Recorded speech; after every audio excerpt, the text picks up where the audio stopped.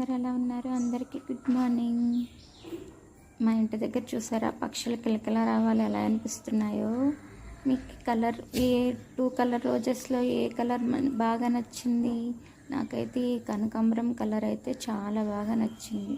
చాలా బాగుంది కదా, కనకాంబరం కలర్ చాలా రేర్ కలర్, చాలా బాగా నచ్చింది నాకు. అది గుత్తులుగా పూస్తాయని చెప్పారు, మంచి స్మెల్ వస్తాయని చెప్పారు. చూడాలి మరి ఎలా ఉంటుందో.